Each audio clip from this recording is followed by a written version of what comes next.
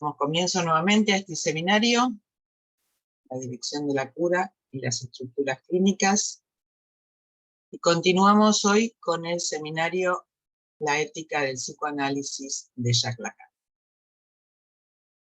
Como hago comúnmente, retomo el último punto que vimos en la reunión anterior, como para avanzar sobre los conceptos que Lacan nos propone a lo largo de sus reuniones. Saben que la interrogación que Lacan viene proponiendo aquí es en relación al Das Ding y la conciencia moral.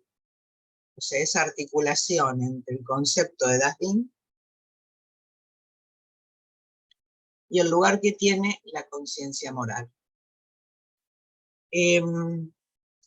Lo último que vimos era el valor que tiene la prohibición al incesto para permitir que la palabra subsista. Y el paso que Freud había dado, fundamentalmente en relación al principio del placer, es mostrar que no existe ningún soberano bien y que el único soberano bien es Das Ding. Este Das Ding es la madre y es el objeto de la prohibición del incesto, al mismo tiempo que es aquel que empuja el deseo. Es decir, que Das Ding es un bien interdicto. Y este bien interdicto, que es la madre, es el fundamento de la ley moral. Entonces, Das Ding, como es el fundamento de la ley moral y es un bien interdicto, está excluido. Y debemos formularlo como exterior al lugar del gran otro. Es un gran otro prehistórico. Acuérdense que queda por debajo de la represión, o sea que era un gran otro prehistórico y que es imposible de olvidar. Y se presenta a nivel de lo inconsciente como el que hace la ley. Pero ¿qué tipo de ley es la que presenta Das Ding? Es una ley de capricho, de oráculo, es una ley arbitraria, y en ese lugar el sujeto no tiene ninguna garantía. ¿Cómo se expresa? El sujeto puede maldecir, puede estallar, puede no entender lo que le pasa, pero la única forma de que se exprese es bajo sus síntomas. Y ahí habíamos visto, no lo voy a tomar ahora, el caso de Emma, del texto del proyecto, donde Freud nos muestra y Lacan retoma la relación entre la mentira, la verdad y el lugar de la mentira sobre el mal. Los que no estuvieron en la reunión anterior pueden tomar el proyecto, o sea, uno de los primeros trabajos de Freud, para ubicarse en el lugar del caso Emma. ¿Qué nos viene a mostrar Emma? Nos viene a mostrar que todo lo malo está expresado fundamentalmente a través del síntoma.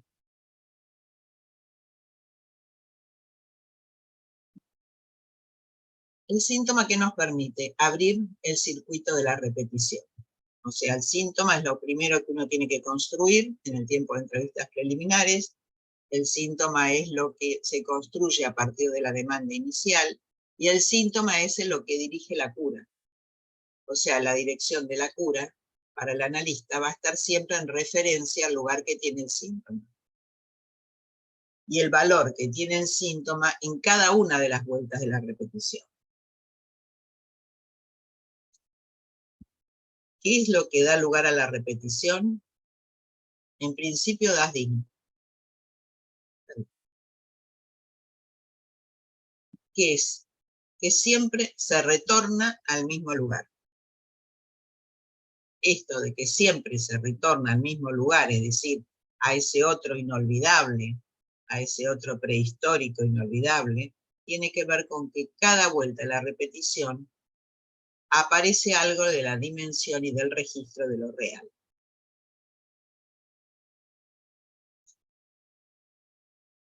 A partir de esto, habíamos visto que Lacan se remite allí a los mandamientos.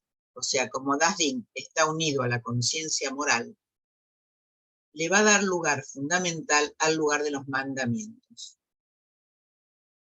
Esos mandamientos religiosos, sabe que la religión es una de las formas de existencia del nombre del Padre.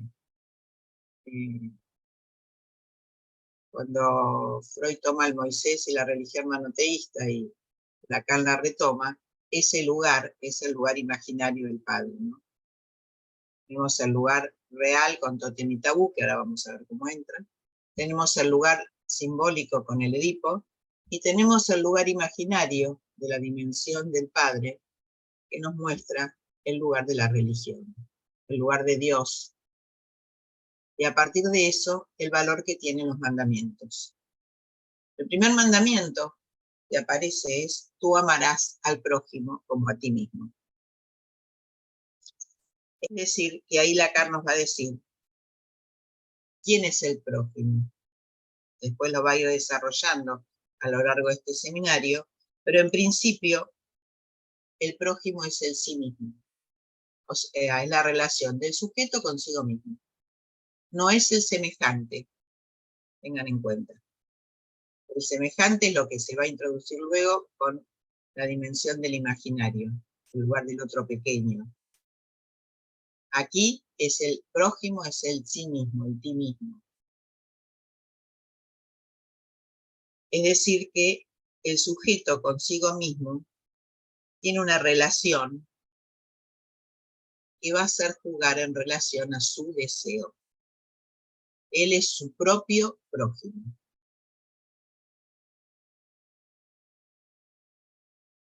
Si decíamos que la repetición es la búsqueda siempre de ir al mismo lugar, y este es el encuentro con lo real en la medida que Dasdin queda por debajo de la repetición, de la represión, perdón, y se juega en relación a ese otro prehistórico inolvidable, la tesis de Lacan en relación a la ley moral se va a articular siempre con esa mira a lo real.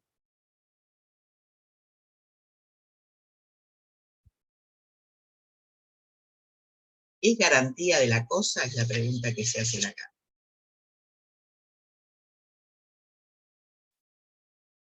La deja ahí como una pregunta, y fíjense que en este momento donde hace esta pregunta de la dimensión de lo real, va a ir a la dimensión fantasmática. O sea, deja la pregunta que la repetición va al lugar de lo real, es decir, de ese otro prehistórico inolvidable que está en el registro de lo real, que es Dasdin, para ir a la dimensión fantasmática. Pero ¿por dónde entra Lacan para introducirse en la relación fantasmática?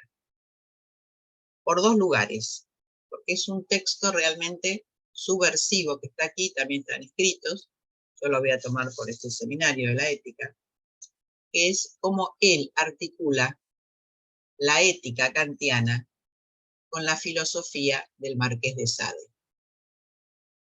Articular la ética kantiana con la filosofía del Marqués de Sade es para mostrarnos el camino de poder ubicar allí para el sujeto la articulación del fantasma. Comienza con Kant. Es lo que llama, y también se interroga por el objeto. Primero estábamos Dasdin como ese objeto, como ese otro prehistórico, inolvidable, y ahora vamos a ver cómo ubicar el objeto en el fantasma. Ustedes siempre me preguntan, ¿Dasdin es el objeto del fantasma? No. Dasdin, ese otro inolvidable, está bajo la represión, ese objeto al cual se intenta volver siempre para encontrar una satisfacción.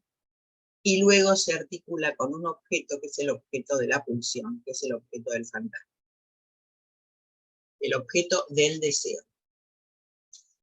Entonces, para interrogar al objeto, entonces, en la articulación con el fantasma, se va a incluir en la ética kantiana y la filosofía del Marqués de Sade.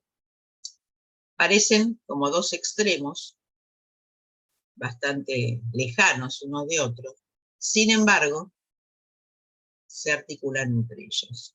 Y esto es la subversión, el pensamiento subversivo de Lacan.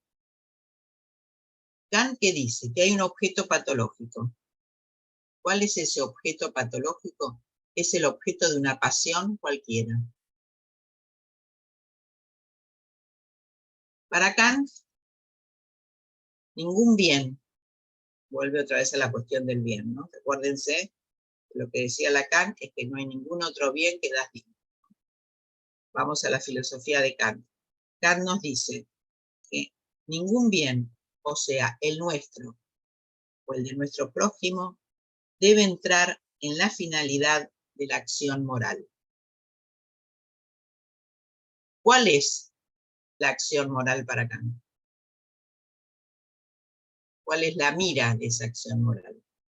Es haz de modo tal que la máxima de tu acción pueda ser considerada como una máxima universal. O sea, la máxima de tu acción tiene que ser considerada como una máxima universal. Actúa, dice Kant, de tal manera que la máxima de tu voluntad, puede valer siempre como principio de una legislación para todos. O sea, tu voluntad va a ser una legislación para todos. Esta es la fórmula central de la ética kantiana y es llevada hasta sus últimas consecuencias. O sea, mi acción, lo que mi voluntad determina como mi acción, tiene que ser una dimensión universal, no solamente para mí. Y esto llevado hasta sus últimas consecuencias. Como Lacan siempre se adelanta a la época en la que vive, lo expresa esta ética kantiana en el lenguaje de la electrónica y de la automatización. Y dice lo siguiente, reformulando la ética kantiana. Actúa de tal suerte que tu acción siempre pueda ser programada.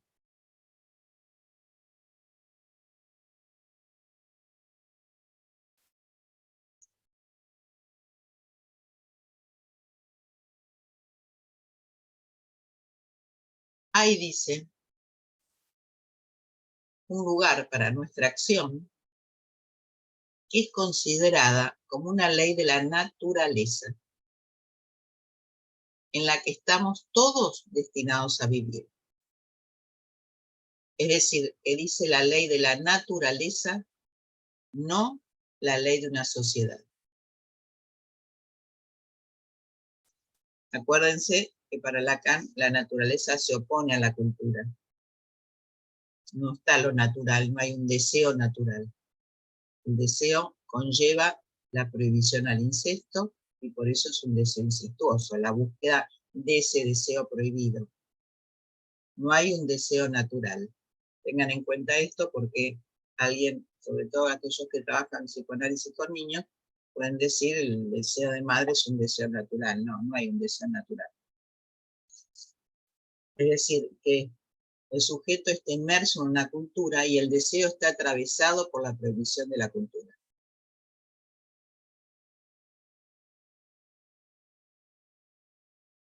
Después esto lo une, esta ley kantiana, esta ley de donde determina la acción como una acción automatizada, como una acción programada, una acción que tiene que ser universal, lo une algo que surge 6 años después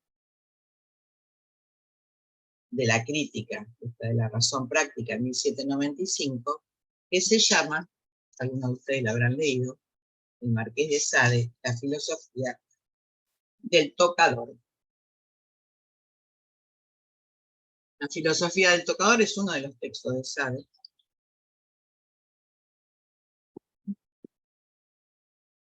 ¿Qué es lo que propone Sade? Sade propone, para justificar las posiciones de lo que se puede llamar una suerte antimoral, exactamente los criterios kantianos. O sea, la antimoral es también los criterios kantianos. ¿Qué es lo que encontramos en la filosofía del tocador? Encontramos que elogios, elogio a la calumnia, la calumnia nos dice, en ningún caso puede ser nociva. Se le imputa a nuestro prójimo algo mucho peor. ¿Cuál es el valor de la calumnia? Ponernos en guardia. En guardia respecto a las maniobras del otro. Así, Sade va avanzando, punto por punto, la inversión de los imperativos fundamentales de la ley moral. ¿Qué preconiza? El incesto, el adulterio, el robo y todo lo que se le ocurre que podríamos nosotros agregar a esto. ¿Cuál es la acción máxima de Sade en este punto? También como una máxima universal, así como tenía Kant su máxima universal, Sade dice de nuestra acción que nosotros tenemos el derecho a gozar de cualquier prójimo como instrumento de nuestro placer.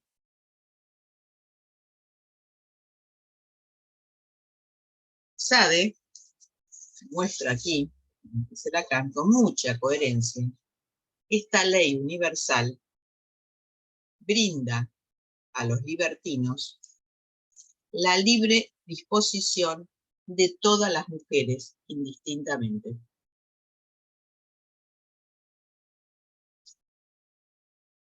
Ellas pueden consentir o no consentir, no importa. Hay que gozar y obtener el placer de todas las mujeres, con el consentimiento de ellas o no. Pero las libera de todos los deberes que una sociedad civilizada les impone en sus relaciones conyugales.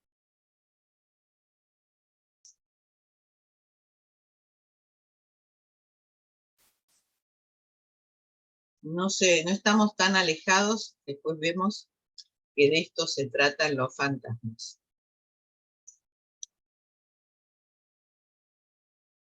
Entonces, se puede gozar de todas las mujeres libremente, la cuestión es el placer, no importa que ellas consientan o no, pero no tienen ningún deber conyugal. No está la prohibición de estar con otros hombres. Entonces, esto abre muchas puertas al deseo. Llevando, dice Lacan, a cada quien a las exigencias su máximo extremo.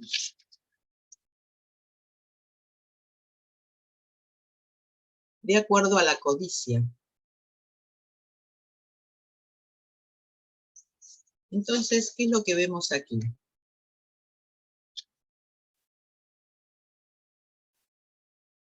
Que si todos se disponen de esta apertura y de poder disponer de las mujeres de acuerdo al placer,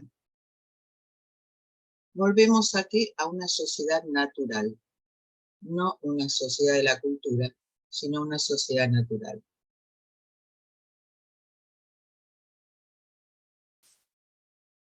Kant nos decía que la ley moral, como principio de la determinación de la voluntad, debe producir un sentimiento que puede ser llamado dolor. Y ese es el único caso que no está permitido el sentimiento de placer o de pena. Es decir, que Kant es de la opinión de Sade. Quiere decir que también para Sade hay un límite, que es el dolor. Tiene que producir placer de tal manera, si ustedes leen la filosofía del tocador, van a ver que el placer es más allá del dolor. Ni placer ni pena. ¿Qué nos muestra Sade entonces? El dolor del prójimo es también el dolor del propio sujeto. No podemos soportar el extremo del placer en el sentido que tenemos que forzar el acceso a la cosa, porque no hay prohibición. Se trata de una ley natural, una sociedad natural. Esto es el lado irrisorio, dice Lacan, de Sade. A cada instante Sade nos muestra el malestar. Y este lado irrisorio de Sade, es lo que hace tan difícil a los neuróticos la confesión de alguno de sus fantasmas. O sea que los fantasmas de los neuróticos no están exentos de estos pensamientos sadianos.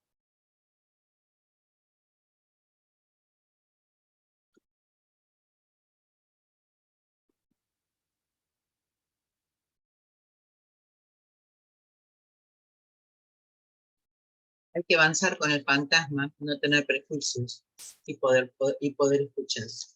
Para poder ubicar esto que Lacan nos intenta mostrar con los textos tanto de Kant como de Sade. Esto quiere decir que cuanto más kantiano, y ahora lo vamos a ver, es alguien, más sus fantasmas sadianos se van a expresar.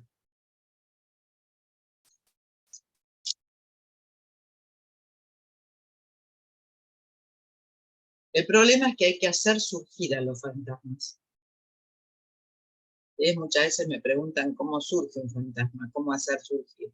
Hay que hacerlo surgir, porque en cierto grado, en cierto límite, no soportan la revelación de la palabra. O sea, no es algo que puede ser dicho libremente en la palabra.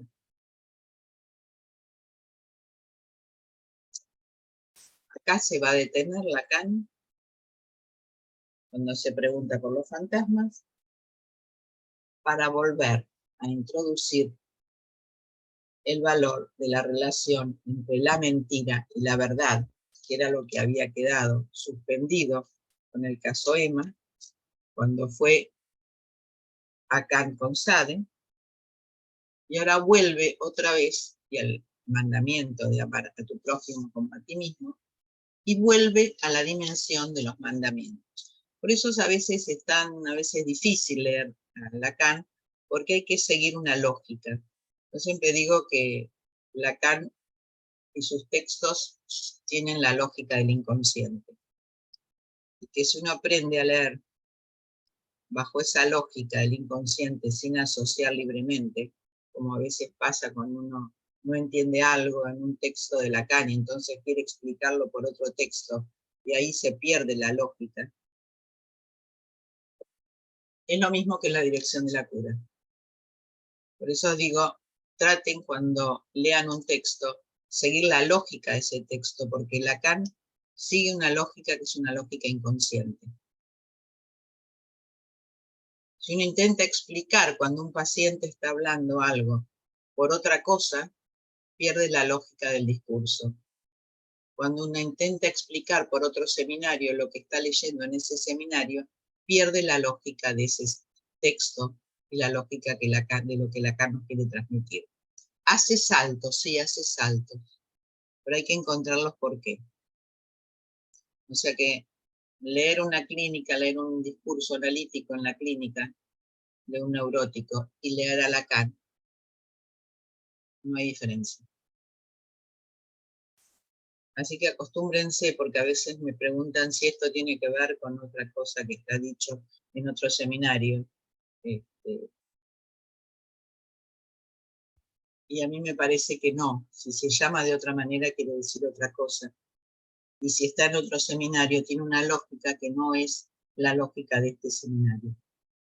Así que les recomiendo, me parece, para poder captar los conceptos de Lacan y para la dirección de la cura, seguir esa lógica, aunque nos parezca por momentos incomprensible. Entonces, acá se detiene Lacan cuando dice, ¿qué pasa? ¿Por qué los neuróticos le cuestan tanto confesar sus fantasmas? Porque sus fantasmas a veces no soportan la revelación de la palabra. Hay que hacerlo surgir de otra manera. Entonces, para volver a pensar la relación entre la mentira y la verdad, que era el punto que habíamos visto antes, Lacan se detiene en este mandamiento fundamental, la religión de Dios, Dios de los judíos, de Jehová, que dice, yo soy lo que yo soy el que soy. Y dirás, no debes adorar a otro Dios más que a mí. Por eso, en la religión judía, se excluye las imágenes. Toda mente se juega en la palabra y en lo simbólico. Se excluyen todas las imágenes. Es decir, que la eliminación de la función de lo imaginario es la relación de una mirada solamente en relación a lo simbólico.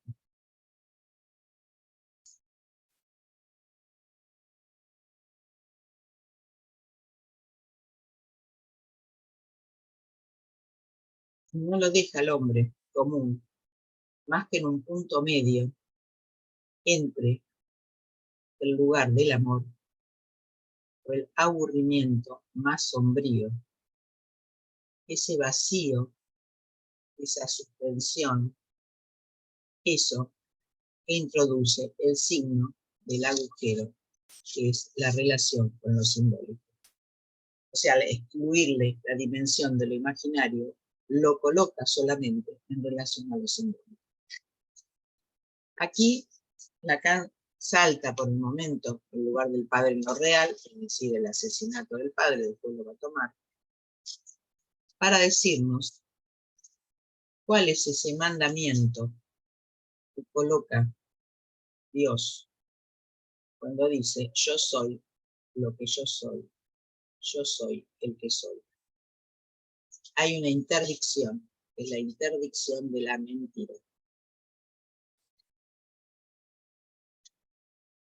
¿Cómo puede ser que la religión coloque la interdicción de la mentira cuando nosotros, los analistas, nos enfrentamos todos los días en el inconsciente con la mentira?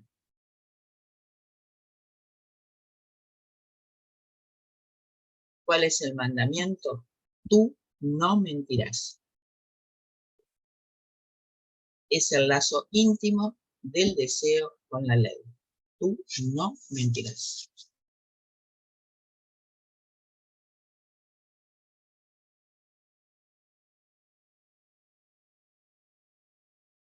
Este mandamiento de tú no mentirás es para hacernos sentir la verdadera función de la ley. Cuando se nos dice, tú no mentirás, como ley, incluye la posibilidad de la mentira. ¿Por qué? Porque la transgresión de la ley es el deseo más fuerte. El deseo más fundamental es mentir. Tú no mentirás incluye la posibilidad de la mentira como el deseo más fundamental. Y esto es lo que nosotros analistas tenemos que saber en la dirección de la cura. Es que la palabra no sabe ella misma qué dice cuando miente. O sea que en la palabra misma está la mentira. Pero el sujeto no sabe qué es lo que allí miente. Y solamente mintiendo, porque la palabra tiene este valor de mentira, solamente mintiendo va a poder decir alguna verdad.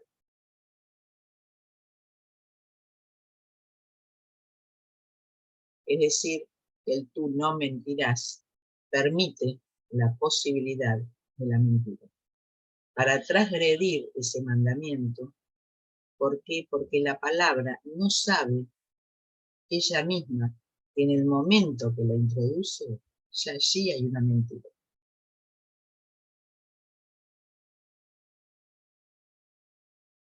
O sea que toda prohibición tiene en sí misma la posibilidad de transgredirlo.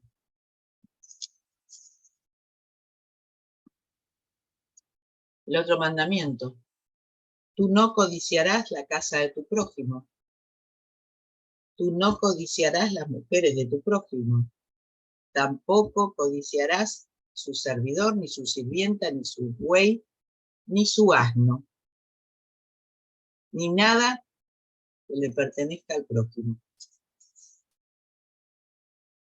Entonces Lacan se ríe y dice, ¿cómo puede ser que esos mandamientos pongan a la mujer entre la casa y el asno? Es una locura. Pero pone a la mujer entre la casa y el asno. Es lo mismo, no codiciarás a la mujer del prójimo como no codiciarás el asno del prójimo. Entonces, esto es, dice Lacan, podemos ver aquí las exigencias de una sociedad extremadamente primitiva.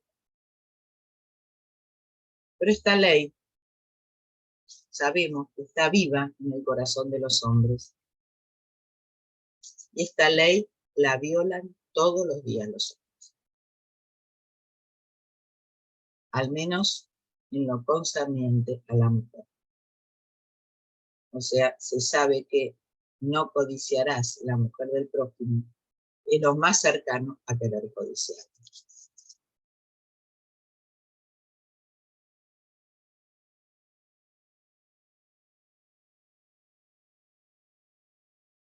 ¿Por qué? Porque ese prójimo, ese que es ti mismo, que no es el semejante, tiene alguna relación con Dasdin.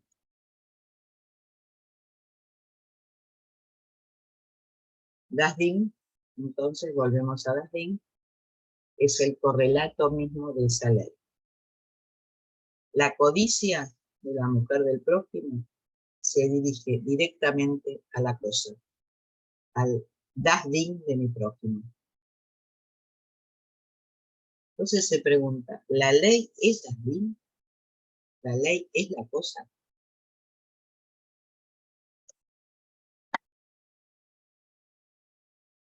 Pero solamente tuve la posibilidad de conocer la cosa, es decir, Dasdin, porque existió una ley. No hubiera tenido el deseo de codiciarla si la ley no hubiera dicho, tú no codiciarás a la mujer del prójimo. O sea que sin la ley no existe Dasdin. Sin la ley, la cosa está muerta.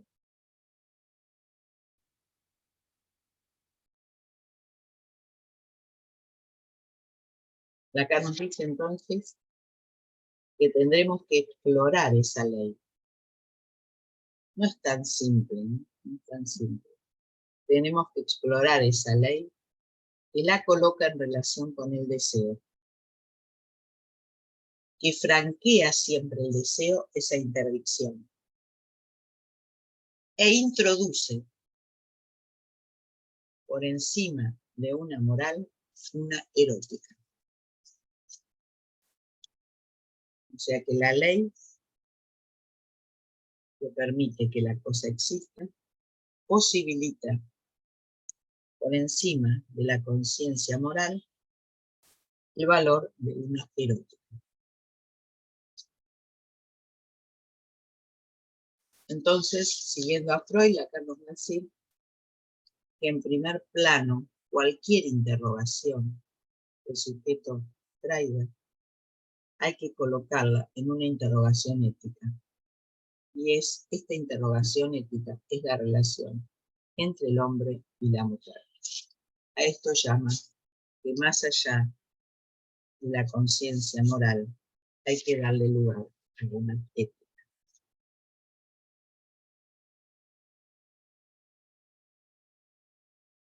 Entonces se trata para nosotros de saber qué podemos hacer con esa dame. Lo utiliza en francés, que es damnación, y la transforma en la palabra dama. La transforma en nuestra dama. Ven el valor que va obteniendo y va teniendo aquí a medida que va juzgando la dimensión de la erótica por encima de una moral y para dar lugar al lugar de los fantasmas entre un hombre y una mujer. El valor que tiene el dam para transformarla en nuestra dama. No se rían, dice Lacan, de esto que estoy diciendo, porque en la etimología de la palabra danger, que quiere decir peligro, en el origen de esa palabra está la dominación, y la palabra dama la contamina.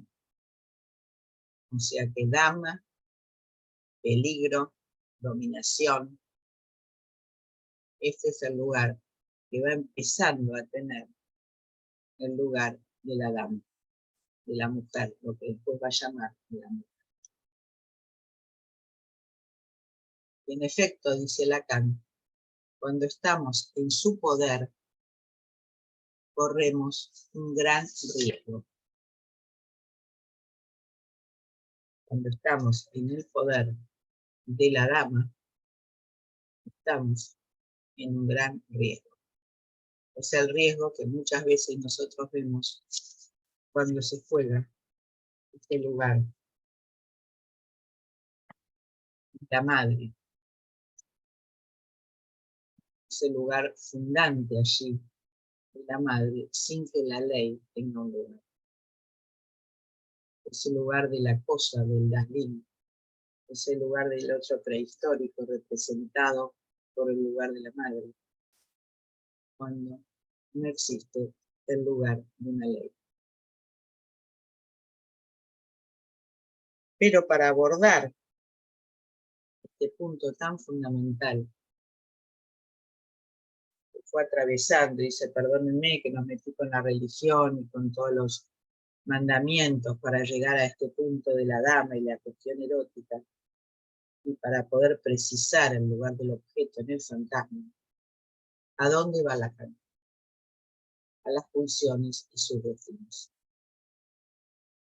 Ven las vueltas que da Lacan en el seminario para mostrarnos la complejidad que tiene la estructura del sujeto y la complejidad que nosotros encontramos cuando abordamos cada dimensión de la clínica en los diferentes tiempos de la repetición.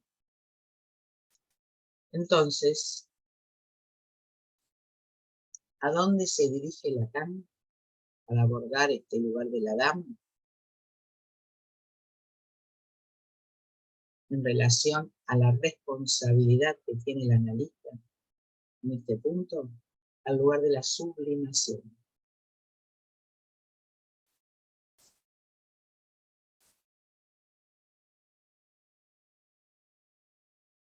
Freud coloca este término sublimación bajo la forma de una interdicción de conciencia, de la conciencia moral. Es decir, lo que nosotros en nuestra época, dice Lacan, podemos llamar la filosofía de los valores. Cuando Freud va a 3 ensayos y recorre 3 ensayos de una teoría de la sexualidad en relación a la aventura libidinal del sujeto, coloca 2 términos. Uno es fijación, es todo lo inexplicable, donde se fija, y perseveración, que quiere decir en alemán compromiso y responsabilidad.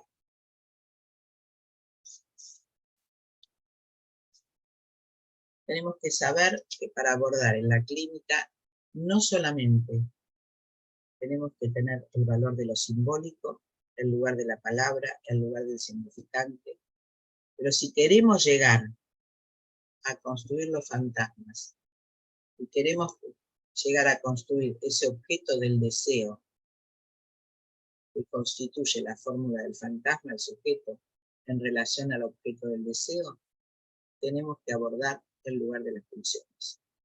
No hay significante sin anclaje corporal. El significante no es una palabra cualquiera. El significante tiene valor si hay un anclaje corporal. Y esto es en relación a las pulsiones.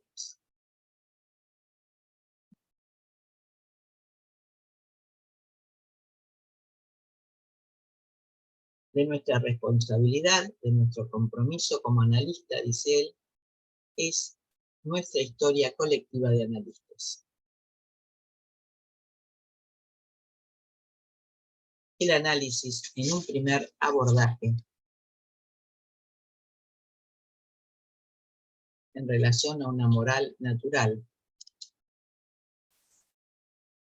nos llevó, teniendo en cuenta un abordaje natural de la sexualidad, a un equilibrio del mundo, a una maduración de las pulsiones. Esto fue todo el desvío que hicieron los post-freudianos, donde se conducía naturalmente a una genitalidad.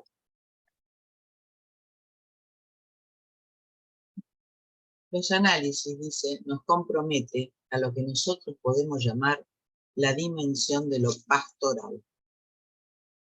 Esto nunca está ausente, dice, en una civilización, para ofrecerse como un recurso ante el malestar. En nuestra época, dice, por eso es responsabilidad del analista, está enmascarada tras la forma, acuérdense, mire lo que dice, severa y pedante de la infalibilidad de la conciencia proletaria. La conciencia proletaria, para Lacan aquí, se opone a la revolución freudiana.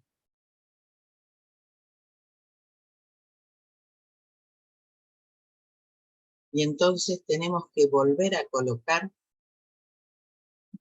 el valor de descubrir el sentido de lo que Freud nos dijo cuando abrió Pulsiones y Destinos de Pulsiones.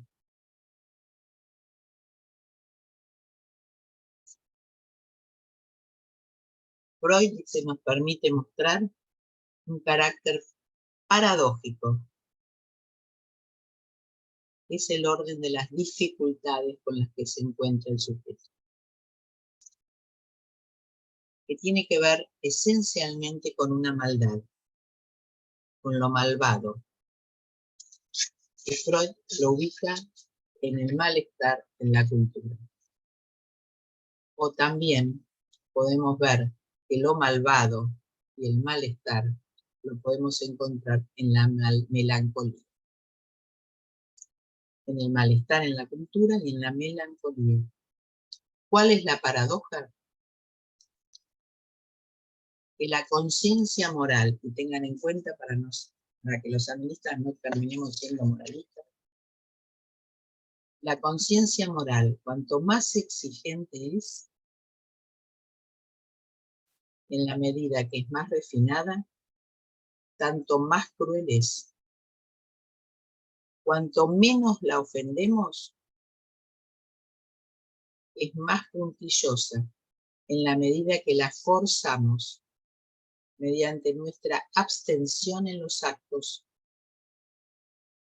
Tenemos que ir a buscar en la intimidad de nuestros deseos y de nuestras pulsiones. La conciencia moral, que era lo que decía del superyo en el comienzo, tiene una crueldad paradójica. Cuanto más exigencia hay de la conciencia moral,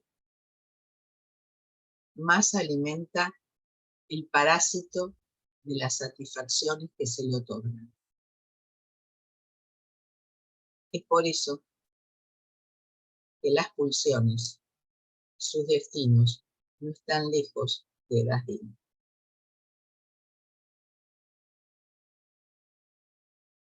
¿Cuál es entonces el lugar que tiene la sublimación en todo eso? No en todos los sujetos podemos encontrar sublimación. También podemos encontrar los límites a la sublimación.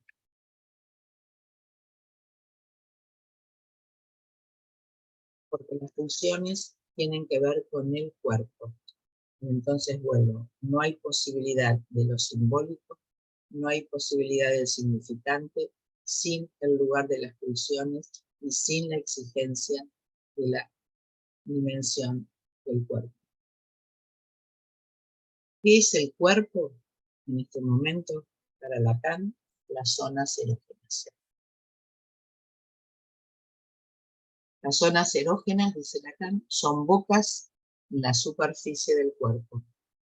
Es el lugar donde Eros debe encontrar su fuente. En el otro extremo está el objeto. Freud nos dice que la sublimación es un cambio de objeto, que no tiene que ver con el retorno de lo reprimido,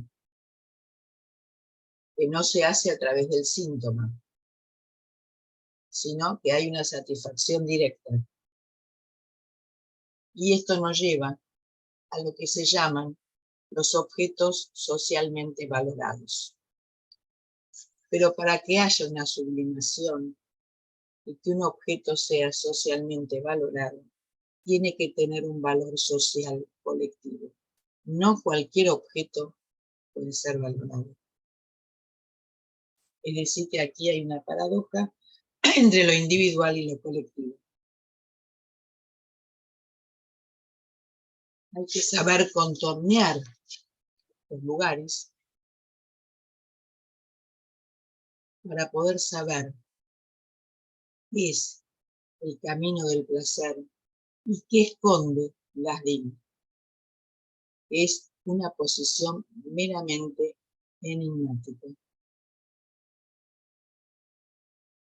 El problema, llamar a tu prójimo como a ti mismo, está en el objeto.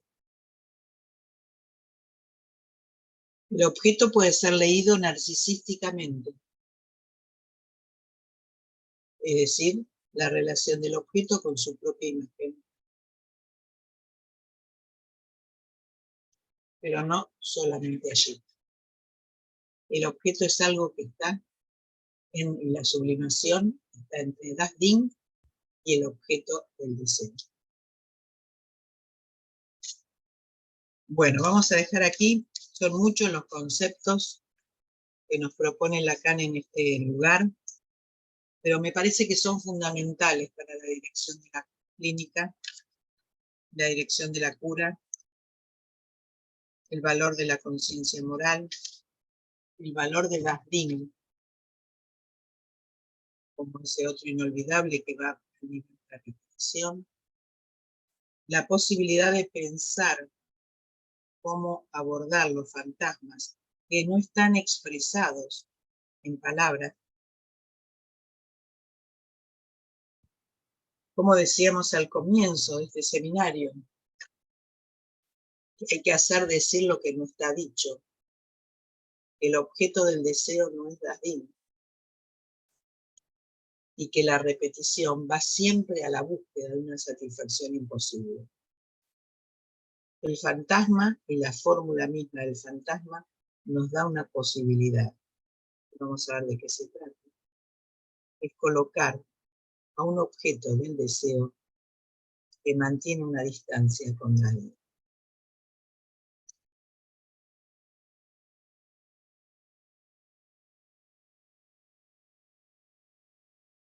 ¿Por qué coloca Lacan la sublimación en este momento?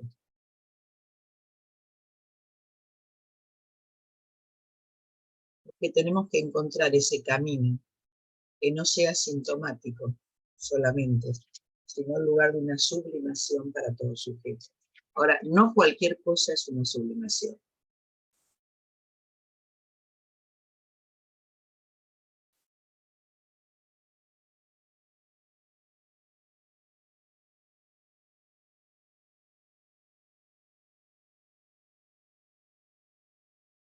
Bueno,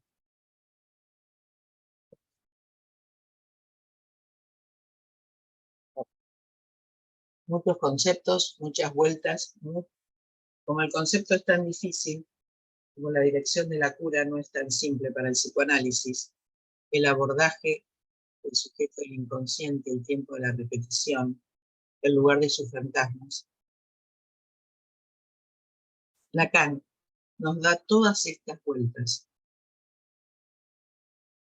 que después las va a desarrollar más adelante, para poder abordar cómo dirigir la cura, no solamente con el significante, sino con las pulsiones, no solamente con el síntoma, sino también con el fantasma. No solamente que la repetición va a la búsqueda de ese Das Ding, que tiene que encontrar la ley de la prohibición para que sea deseable, sino también cómo hay objetos, se llama valorados, de alguna manera, socialmente, como pueden ser la obra de arte, la ropa, los sombreros, dice, todo lo que tuviera un lugar que nos permita suplir esa satisfacción, pero eso no es el fantasma del sujeto, eso es algo que viene en el lugar de. Aún así, no todo objeto puede ser sublimado, tiene que tener un valor social cultural. No todo cuadro es una sublimación, no toda escritura, no todo escrito es un escritor, no todo poema es un poema valorado socialmente. No cualquier cosa es una sublimación.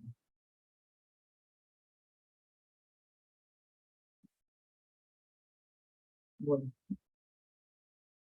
abramos las preguntas.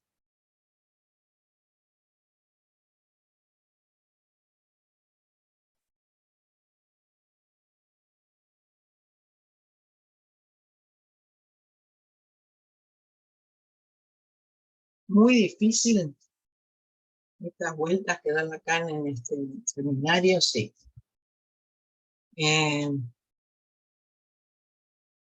Muy complejo cómo se va metiendo con diferentes temas para mostrarnos la relación entre lo simbólico, lo real y lo imaginario, sí. Pero bueno, tenemos que avanzar con ellos. Marcela. Hola Marga, ¿qué tal Marga? Hola a todos. Bueno, primero Marga, te quiero felicitar, realmente te quiero felicitar mucho, porque todo lo que trajiste y el ordenamiento en el cual lo trajiste. Y Me haces pensar en dos cosas. ¿Qué complejidad es el fantasma? ¿Qué complejidad, digamos, para mí, qué cuestión enigmática es la construcción en un análisis del fantasma? Lo digo como la dificultad clínica, ¿no? Porque te escucho y escucho que estás abriendo algo fundamental donde fue a parar aquel Dasdin. Gracias que está Dasdin, otra cosa de las que me hiciste pensar, que creo que es una brújula enorme esta conceptualización lacaniana, porque nos da la seguridad de que va para algún lado la cosa, que siempre se busca algo y que siempre vuelve. Dentro de todo el lío es bastante, digamos, ordenador. Entiendo, no sé si vos compartís esto, pero, digamos, me hiciste otra de las cosas que te escucho, a ver, y esta sería una de los comentarios, a ver qué pensás. Que yo nunca te escuché así hasta ahora, a lo mejor es una cuestión mía, dándole el valor a la sublimación, dándole el valor en la obra de Lacan, te diría casi como una recomendación, no sé si sería la palabra, o bueno, te lo pregunto. ¿Qué te parece? ¿Cuál es el lugar que vos entendés en lo que trajiste que tiene la sublimación como especie de camino a esperar que esté? Porque, y lo otro es esto, y que está articulado, porque vos, claro, no es una genitalidad, en el sentido que si remite a las pulsiones parciales, si remite a Dasdin, a estar a volver a ese terreno infernal, yo digo, ahí no hay genitalidad, ahí no hay hombre-mujer, ahí no hay varón-mujer, porque entonces todo esto que abrió Freud en el texto segundo que trajiste, Tres ensayos, que es cuando él va a la pulsión parcial y entonces, por eso es revolucionario, me pareció, ¿no? Todo lo que dice de la oralidad, la anal, entonces la homosexualidad, la bisexualidad constitutiva. Esto digo que, bueno, por un lado, para sintetizarte, ¿qué valor encontrás vos que tiene la sublimación? Porque nunca escuché, por ahí es una cosa mía, en vos que trajeras como, diría como una indicación tan clara del lugar que tiene la sublimación en una cura. Y segundo, si esto que no es una genitalidad, quiere decir, va más allá de masculino femenino, porque se trata de algo pulsional y donde ambos sexos se ven frente a Dasdin. Muchas cosas de las que vos traes de la histeria, ¿no? Se pueden pensar que no se trata que va por ser mujer en búsqueda de un varón, sino que hay una cuestión mucho más compleja de pulsiones. Bueno, Marga, muchas gracias y te felicito. Gracias. Lacan coloca la sublimación en este texto en el medio de los fantasmas. Ustedes ven donde la coloca, en el medio de cuando va a pasar entre la filosofía kantiana, donde coloca la dimensión de una exigencia universal de acuerdo al valor de cada uno, a Sade, que también dice uno puede ser libremente y gozar de cualquiera sin ninguna prohibición. Entre esos dos lugares encontramos el fantasma. Qué locura, ¿no? Y dice que cuanto más exigencia moral, cuanto más posición kantiana de la voluntad está, más fuertemente se juega la dimensión del libre albedrío, del libre placer, de la libre disposición del cuerpo del otro, como diría Sade, filosofía del tocador. En los dos se encuentran un límite. El límite es el dolor. Si ustedes leen filosofía del tocador, todos los juegos son posibles siempre y cuando no encuentre una marca en el cuerpo. Entonces se interroga, ¿qué es el cuerpo? ¿Por qué coloca la sublimación en este momento? Porque la sublimación se encuentra entre Dasdin y el objeto del fantasma.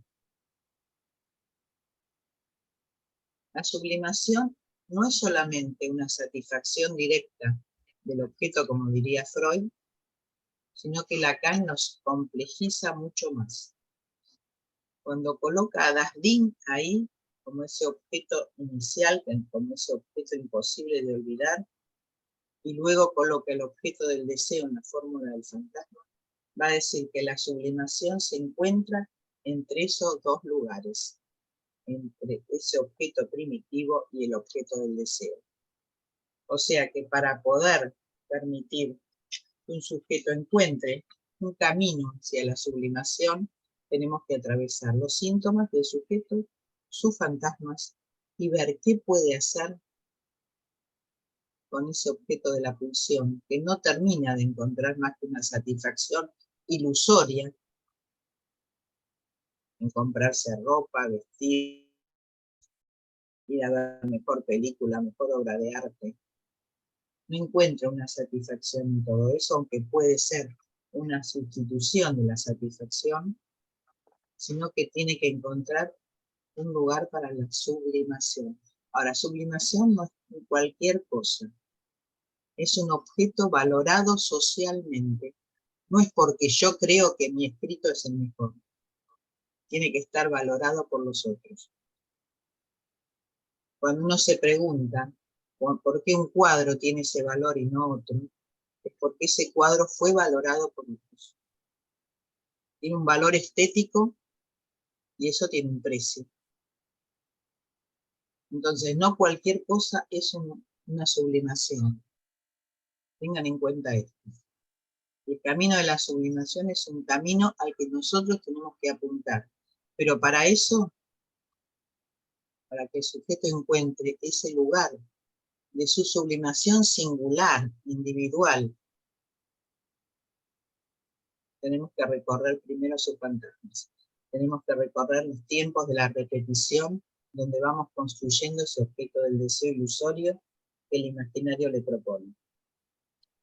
Porque si vamos, como dice la religión, que impide la imagen, porque soy el que soy, como diría Dios, eso deja un agujero, eso deja un vacío, deja algo sin imaginario, no hay representación posible.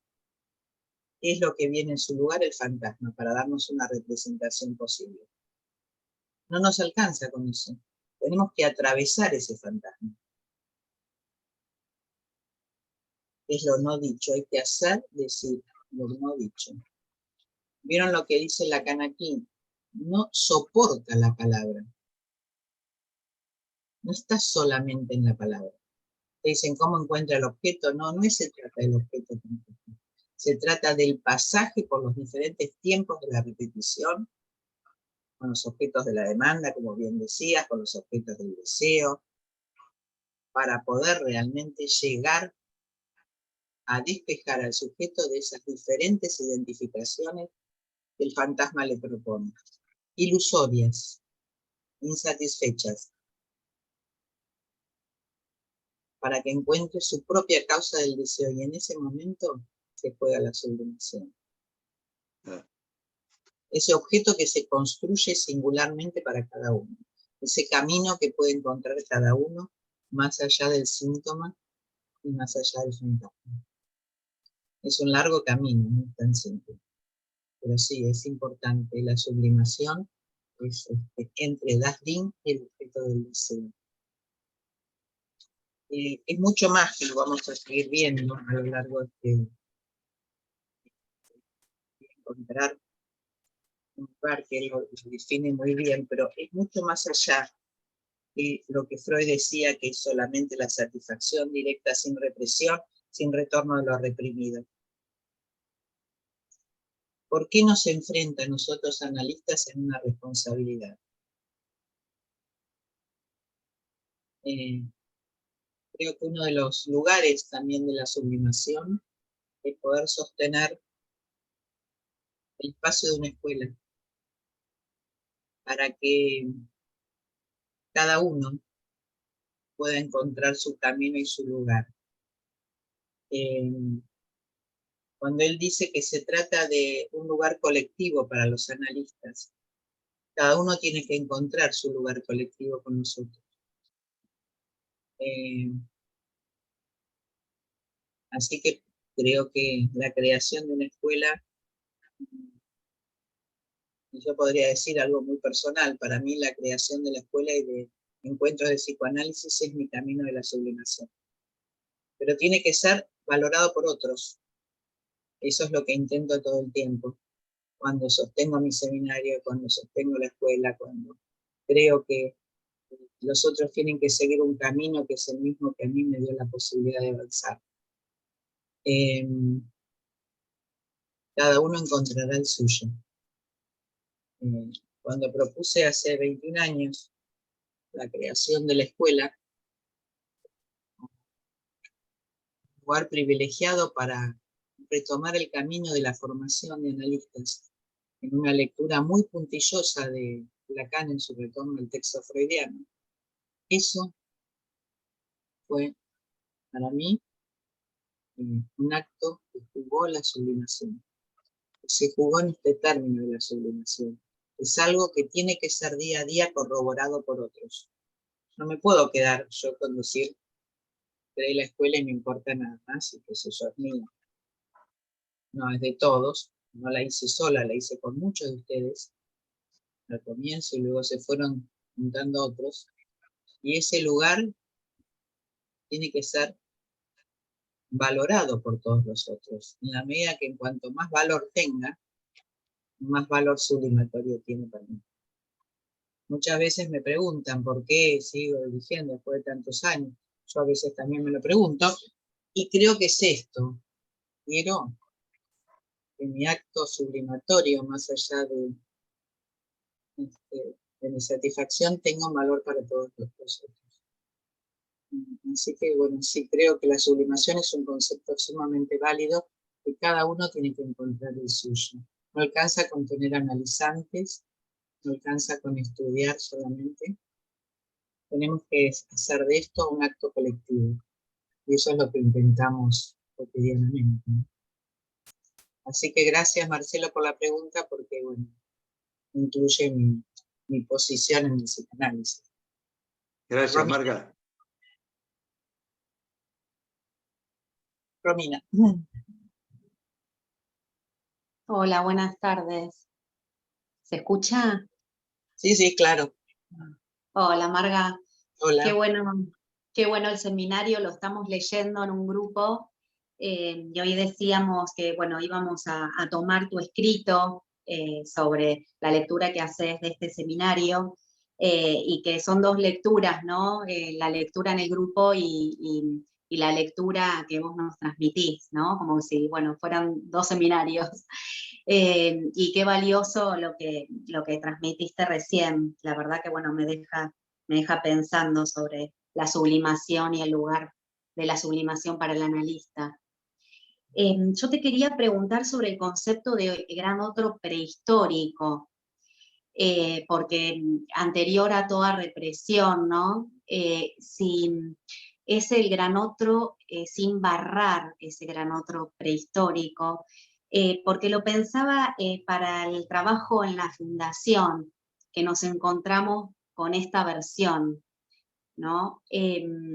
¿Cómo, si podías abrir este concepto del gran otro como prehistórico y el valor del no, porque después fuiste a la cuestión de los mandamientos, ¿no? Donde está precedido por un no, ¿no? Donde justamente esa prohibición de la madre no está escrita, no dice no, no te acostarás con tu madre, ¿no? Lacan trae algo de esto, ¿no? De que justamente esa prohibición no está escrita, pero está inscripta, ¿no? Como que es algo como enigmático también, ese punto.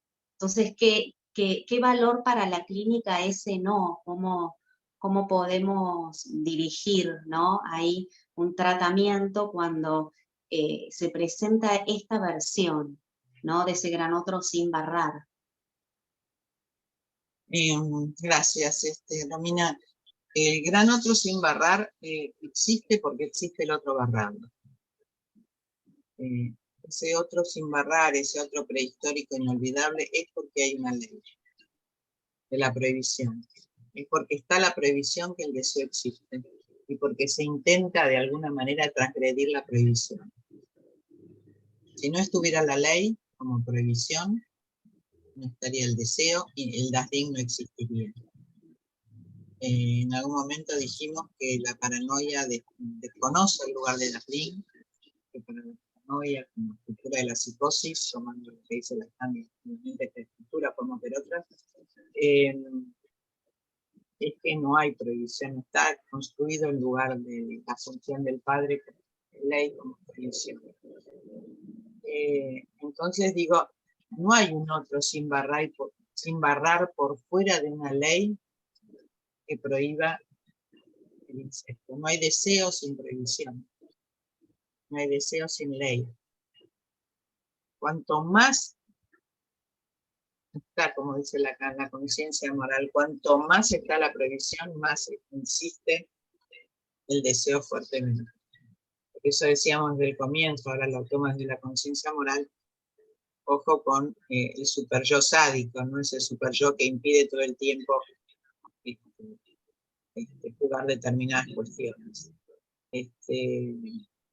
Tenemos que encontrar no solamente la sublimación, que va a ser por supuesto el camino a dirigir en una cura singular para cada uno, sino también el lugar de una erótica.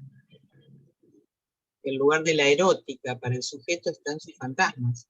Por eso Lacan juega con Sade, juega con Kant, juega con estos fantasmas que son difíciles de enunciar. Para eso tenemos que sacar nuestros prejuicios. Si bien es cierto que se trata de las pulsiones parciales, como decía antes Marcelo, y de los objetos parciales, de la demanda y del deseo, Lacan siempre insiste, y más adelante también, de la relación entre el hombre y la mujer. Siguiendo a Freud, y por eso en este seminario vamos a ver que vamos a ir a la dama, al lugar de la mujer, que después lo que va a llamar es la mujer, que la mujer no existe, sin embargo le da un lugar de privilegio. El valor que tiene el lugar de la dama para todo sujeto, en dominación, en daño, en ese lugar que se juega con dasding, que es ese atrapamiento que tiene el sujeto en la búsqueda de ese absoluto de gozo, que no existe, pero que el fantasma se lo puede permitir. Creo que lo que vos me contás de la fundación, donde se trabajan con las dificultades que allí se presentan por la dificultad de la prohibición al incesto, por la dificultad que existe en la promiscuidad que a veces podemos encontrar, donde el lugar del padre no tiene demasiado valor. Tenemos que jugar con esos términos para encontrar un camino diferente.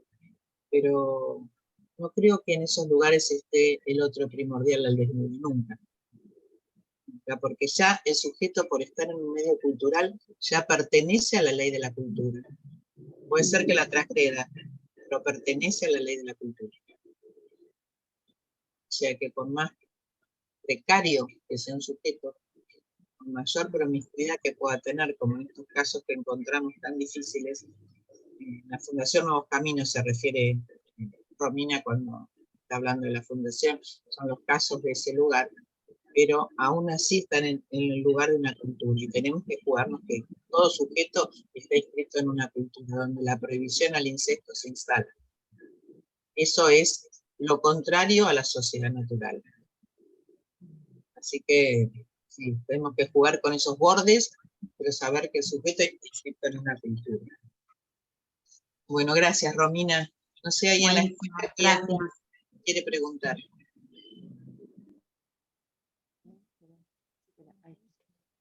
Hola. Hola, Marga. Sí. Muchas gracias. La verdad es que fue muy hermoso escuchar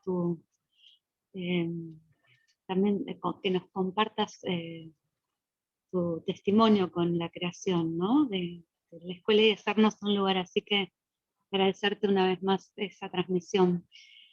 Estábamos acá pensando, estábamos leyendo hoy, como decía Romina, en relación al Seminario de la Ética, y me preguntaba esto que ibas iba tratando de construir una dirección de la cura posible en relación a la sublimación, me parece, ¿no? Que querés hacer esta transmisión y que de eso se trataría la ética, de algún modo, que el camino no sería ni por la ley moral ni por la vía de lo sintomático, sino que es hacia la creación sería, ¿no? Hacer algo propio, singular ahí, con ese rasgo, entiendo, que toca el Dasein en algún punto, esto que hay que perder, ¿no? Tiene esa marca, ¿no es cierto? Algo así fuimos, me parece, pudiendo seguirte. Entonces, mi pregunta es, en ese trabajo, vos, en el recorrido hay que atravesar los fantasmas, ¿no? Hay que poder ir horadando, entiendo, todo este imaginario. La pregunta es esto que siempre traes, en todas las clases traes, que es hacer surgir eso que no puede ser dicho por la palabra. Decís. Entonces, ¿cómo? ¿Cómo hacer surgir, Marga? ¿Cómo es eso, no? ¿Cómo es ese surgir lo que no se puede decir? Vos decís, no Sí alcanza. se puede decir, sí se puede decir. Entonces, No permite la revelación de la palabra, no quiere decir que no se pueda decir. Quiero decir que hay que jugar con los diferentes movimientos de la repetición para que el sujeto pueda enunciar, lo que es tan difícil de enunciar muchas veces. No es que no se puede decir, sí se puede decir, hay que hacerlo decir. El problema es que a veces el imaginario es tan fuerte que es difícil hacer surgir eso de lo no dicho, lo entredicho, el malentendido, el hacer decir otra cosa. Como decía Lacan aquí, la palabra no sabe que en su palabra está la mentira. ¿Cómo hacer surgir que esa palabra es mentirosa? ¿Cómo hacer surgir que hay algo de la mentira ahí, jugada, el que el sujeto no sabe lo que dice ahí, cuando lo dice, pero hay algo mentiroso en esa palabra? Que si uno cree totalmente todo lo que dice el sujeto y uno lo sigue linealmente, hay momentos que sí, que es posible porque son los tiempos de la repetición, pero hay momentos que hay que hacer surgir esa mentira. Eso, como decíamos en el caso de Emma, el vestido iba cubriendo de alguna manera la satisfacción del sujeto que estaba en diferentes tiempos construido entre su infancia y su adolescencia y que luego constituye su síntoma. ¿Cómo dar todas esas vueltas para hacer surgir esa mentira? El síntoma es una construcción posible, de ahí partimos. El camino de la sublimación es un largo camino a construir. Yo tengo en análisis un sujeto que tiene una capacidad de creación. Realmente he visto sus cuadros que me los mandó, son realmente increíblemente buenos. No llegó a recibirse de arquitecto y trabajó como arquitecto en nombre de otras personas en la construcción de muchos lugares. Me consulta a mí porque está detenido y tiene en un momento un problema muy serio que no puede avanzar, no en la creación, no tiene síntoma en la creación.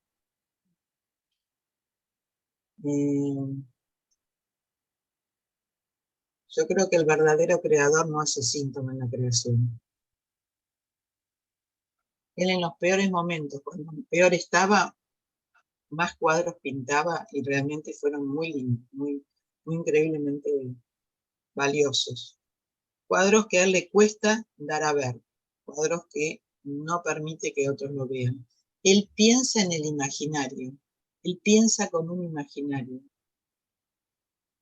Me consulta en su momento porque tiene ataques, lo que se llama ataques de pánico. Empieza a tener una fobia muy grande, no puede salir, queda detenido, no puede avanzar. Yo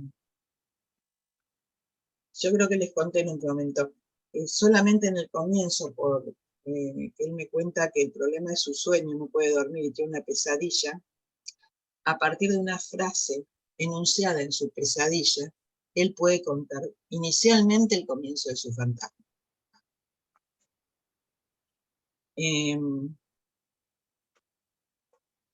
Algo que tapa, como en el caso de Emma, que se destapa una frazada, que se saca algo de allí y algo se descubre. Esa posibilidad de encontrar una historia infantil que luego se juega con la muerte de la madre, y ahí la detención, todos los números siempre son 7 años, 7 meses, siempre el 7 se repite, que es la edad que él tenía cuando su madre muere y que se cae todo abajo porque el padre entra en una caída muy fuerte. Pero eso no le impidió a él crear. Entonces, es un enigma. El síntoma va por un lado y la creación por otro. Sin embargo, esa creación no termina de ser valorada, como dice Lacan, universalmente, porque él no la permite, no se permite mostrarlo. El padre figuraba como arquitecto y no se había recibido. Él no puede ir más allá de ese lugar, no termina de recibirse y no le interesa. Hoy es un hombre grande, tiene más de 70 años cuando me consulta. Pero verdaderamente no hay obstáculos en su creación. En este sentido puedo decir que puedo encontrar en un creador, en un verdadero creador, donde no hace síntoma la creación. Yo tuve en otro momento una paciente que era escritora, pero ella hacía síntoma en la escritura y nunca pudo realmente crear. Si hay algo de la creación, es que el síntoma y la creación son lugares diferentes. Pero para avanzar en la dimensión creacional, de creación, por decirlo de alguna manera, del sujeto, tiene que atravesar sus fantasmas, sus síntomas y sus dificultades. No todos somos creadores. No todos podemos hacer una obra de arte maravillosa. Podemos hacer nuestra pequeña, no sé, tributo, no sé cómo llamarlo, nuestra pequeña creación que pueda ser valorada por otros. Por eso yo contaba mi experiencia personal, que luego de irme de una institución, tuve el deseo de seguir creando un lugar. Y esa creación hoy creo que está valorada por algunos. Este es mi camino, no es la obra de arte, evidentemente que no. Pero puedo encontrar en un creador esta diferencia entre el síntoma y la creación. Uno puede entrar, en un momento yo traje el trabajo sobre Picasso. La vida de Picasso, como muchos la conocen, era un desastre. Muchas de sus mujeres se han suicidado. Sin embargo, estaba separada su vida personal de la creación. Nadie dudaría del valor que tienen las obras de Picasso. Entonces, digo, es todo un enigma la sublimación, que lo tienen que colocar como enigma necesario para cualquier sujeto. Así que bueno, hay muchas situaciones para poder interrogar qué es la creación. Gracias, Griselda. Acá hay una pregunta de Catalina, ¿puede ser? Sí, a ver, sí, tenemos Catalina y Carmen, no sé si había alguien más, Ana, si quieres hacer una pregunta. Catalina. Bueno. Hola Marga, gracias por todo lo que trae la escuela. Y se fue desplegando ahí, sobre todo la cuestión, hoy me queda o hago el recorte de lo que es la práctica analítica y su ética, ¿no? Digo, esto de la responsabilidad, me pareció escucharlo ahí también por una cuestión como de ética, y qué es ética para el psicoanálisis. Pero bueno, en el cómo me quedo, ¿no? como algunos fueron trayendo, y decías algo así como que los fantasmas no están exentos de los pensamientos sadianos, cuando estabas en esa parte de la clase de hoy, de avanzar al fantasma, ¿no? Como de no retroceder ante eso, sino avanzar sin prejuicios, hacer surgir los fantasmas que no soportan la revelación de la palabra de otra manera, ¿no? Un poco, digo, en consonancia con las otras preguntas. Si esa otra manera toca lo que en el final traías, anoté una palabra que era contornear, ¿no? Que dijiste cuando estabas hablando sobre la sublimación, si algo de esto, ¿no? También va, digo, porque no habría, decías, significantes sin una dimensión de cuerpo, sin exigencias, digo, si construir el fantasma entonces es con significantes, y si construir fantasmas es justamente ir atravesándolos, digo, ¿no? Se me arma... Contornear lo vamos a ver más adelante, Catalina, gracias por la pregunta. Es contornear Das Ding. Vamos a ver más adelante cómo la posibilidad de contornear Das Ding nos permite el concepto de sublimación. Cómo se contornea ese agujero central que constituye el vacío central que va a marcar Das Ding. Esto para adelantarme un poco en lo que va a venir más adelante del seminario. Ese vacío central, ese otro prehistórico constituye no la falta fálica, me adelanto un poco en el seminario, sino un vacío central. Contornear, que es lo que él estaba diciendo al comienzo, es contornear ese vacío central para constituir la sublimación. Ahí se contornea. Después está la falta fálica y después está la diferencia entre el objeto Das Ding y el objeto del deseo.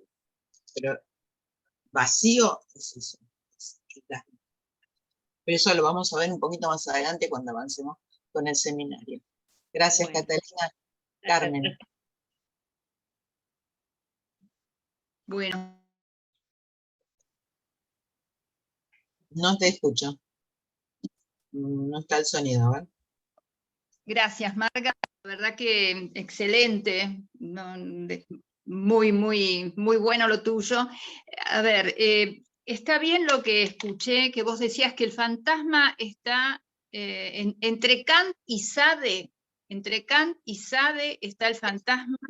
Y después decías, gozar de cualquier prójimo es lo que propone Sade. Pero, y hablabas, bueno, gozar de las mujeres, pero a su vez ese prójimo es lo más próximo.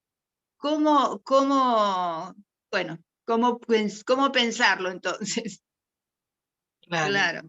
Es lo más próximo, pero también es lo que el sujeto considera como ajeno, como un objeto del deseo que está por fuera de él. Evidentemente que constituye lo más próximo al mismo. Pero sí, hay que decir eso. A veces encontramos sujetos que de alguna manera dicen muy rápidamente las cosas sin pasar por la represión, ¿no es cierto? Sin pasar por los efectos de la represión. No me refiero a eso, me refiero a que a veces el fantasma es una confesión. Algo que se dice cuando en realidad no se lo ha dicho nunca a nadie. Así comienza de alguna manera el fantasma. Poder decir algo que es lo más íntimo del sujeto, lo más próximo, pero que nunca se atrevió a decírselo a nadie. Pero encontró en el analista la posibilidad de decirlo. Esa primera confesión abre el camino al fantasma. Por eso digo, no se revela fácilmente en la palabra, es algo que nunca se dijo, es algo que ahí uno tiene que decir, pero que le da vergüenza, que hay pudor, que no se puede decir, y sin embargo se dice. Lo que fuera en la ocasión, y eso constituye el comienzo del fantasma. A veces se coloca bajo esa forma. Está bueno. Bueno, gracias. Bueno, tengo Javier, una pregunta y cerramos. Sí, bueno, muchas gracias, Marga. Muy buena la presentación, me entusiasmó mucho. Yo hice un pequeño punteo y me quedé en una pregunta, instalado en una pregunta que concierne a lo siguiente. Vos en un momento hacés una pregunta retórica, o así la escuché, donde vos decís, la ley es la cosa, y después avanzás y decís, sin ley no existe das Ding. Entonces vos avanzás y decís, sin ley, explorar esa ley, y lo articulás con introducir una erótica. Me interesaría y lo vinculás a esto que un poco lo respondías en relación a lo que le preguntaba, creo que Romina. Si podés avanzar en esto de esta erótica, esta ética entre el hombre y la mujer. Sí, sin ley no hay deseo, sin deseo no hay erótica, y la erótica es lo que recién le respondí a Carmen, es la posibilidad de la confesión de esos fantasmas que juegan fundamentalmente con una erótica. Es muy difícil a veces encontrar en la dirección de la cura el analista se introduzca en una erótica, en la erótica del sujeto. La erótica del sujeto no es la relación de amor, de tener con su partener o con quien sea en la oportunidad. La erótica es esa dimensión no dicha, esa dimensión secreta, esa dimensión implícita que tiene el sujeto y que no lo confiesa fácilmente. A veces pasa bastante tiempo hasta que alguien pueda hacer decir eso. A veces uno lo puede esbozar por la transferencia, por lo que se juega en transferencia, pero hay que hacérselo decir. Se trata de una erótica, sí, se trata de la pulsión y sus vicisitudes, se trata del fantasma. Sin el fantasma no hay erótica. La erótica del sujeto está atravesada por la dimensión fantasmática. Y de alguna manera tenemos que considerar que hay que atravesar esa dimensión fantasmática para poder encontrar la erótica del sujeto. Cualquiera sea en la oportunidad, y por eso digo que al principio estaban los ideales analíticos, que hay que renunciar a los ideales para ir a la erótica del sujeto. No es lo que uno cree, no es lo que uno querría, por eso dice que los post-freudianos se fueron a la cuestión más natural, a la genitalidad, a que la unión entre el hombre y la mujer y armar una familia, ya está todo bien. No tiene nada que ver con eso. Hoy nos damos cuenta, en el tiempo en que vivimos, que la unión de un hombre, una mujer y una familia no era la erótica del sujeto. A veces la erótica del sujeto pasaba por otro lado y el analista no lo descubrió. O sea que de alguna manera también cuestionamos nuestros prejuicios, inevitablemente. Exacto, totalmente. Tenemos que cuestionar nuestros prejuicios. Porque si no los cuestionamos, directamente no podemos avanzar en la clínica. Somos moralistas, no podemos ser. Cuanto más prohibimos, más sintomático lo que vemos, más se afianza el síntoma. Claro. Cuanto más prohibimos, más se afianza el síntoma. Cuanto más tenemos prejuicios, más el síntoma se instala. Y a veces va láctima, que permite la corrección del analista. O sea que tengamos en cuenta que tenemos que renunciar o por lo menos trabajar sobre nuestros prejuicios para que no nos hagan obstáculos en la cura. Bueno, gracias Javier, gracias a todos y nos encontramos Marga, una cosita nada más, justo eso, en 15 quinto días. jueves. Sí, el quinto jueves. Quinto jueves, acuérdense que no tenemos, es primero y tercero, así que nos vemos el primer jueves de julio, no se olviden que tenemos la jornada 31 de... El ahora, viernes 30, viernes 30, las jornadas dispositivo de lectura. Así que están todos invitados, no falten, va a estar en la escuela y es por Zoom y también presencial. Hasta la próxima.